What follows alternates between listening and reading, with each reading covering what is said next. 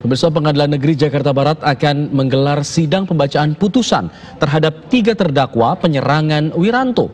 Siang ini, sidang akan dilakukan secara virtual di ruang sidang utama Pengadilan Negeri Jakarta Barat. Kepastian sidang pembacaan putusan 3 terdakwa penyerangan terhadap Wiranto disampaikan oleh Eko Arianto selaku juru bicara Pengadilan Negeri Jakarta Barat. Eko mengatakan bahwa sidang pembacaan putusan akan dilakukan secara virtual di ruang sidang utama pengadilan ini. Sementara itu, di halaman gedung juga telah terparkir sebuah kendaraan gegana milik Korps Brimob untuk mengantisipasi hal-hal yang tidak diinginkan. Pada agenda sidang sebelumnya, Jaksa Penuntut Umum telah menuntut terdakwa selama 16 tahun penjara.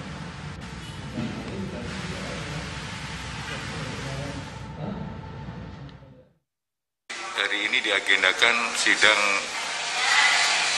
perkara penyerangan terhadap Pak Wiranto dengan 3 terdakwa atas nama terdakwa Syahrial, kemudian Fitri Diana, dan Samsudin, yang perkaranya sudah disidangkan beberapa kali ya persidangan, dan pada minggu yang lalu, sidang minggu yang lalu acaranya adalah pledoi, sehingga hari ini kita jadwalkan dengan pembacaan putusan atas nama ketiga terdakwa tersebut.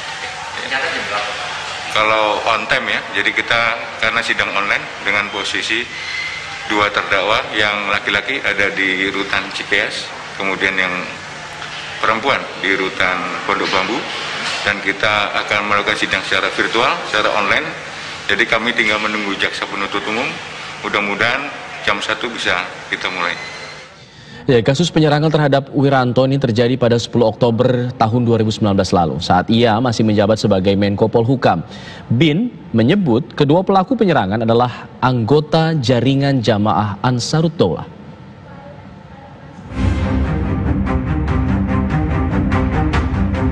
Seorang pria tiba-tiba menerobos rombongan dan menusuk Menko Polhukam Wiranto di alun-alun Menes, Kabupaten Pandeglang, Banten, 10 Oktober 2019 lalu. Pelaku menusukkan pisau usai korban turun dari mobil yang mengantarkannya. Kejadian begitu cepat ketika menteri menyapa masyarakat sekitar yang sudah menunggu. Kedua pelaku berpura-pura ikut bersalaman dengan Wiranto.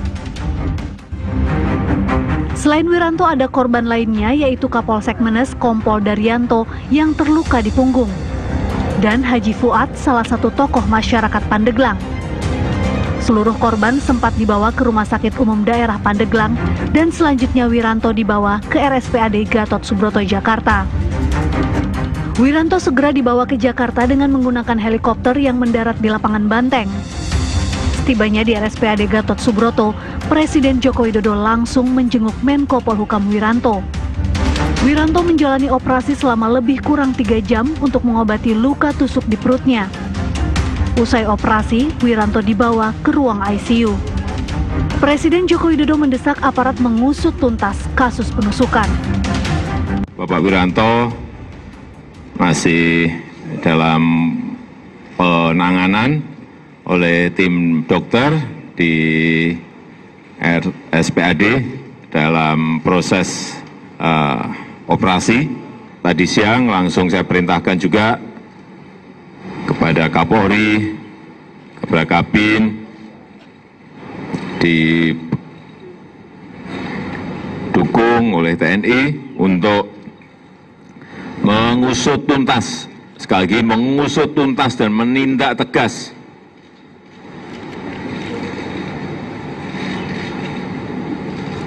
terhadap pelaku dan seluruh jaringan yang terkait.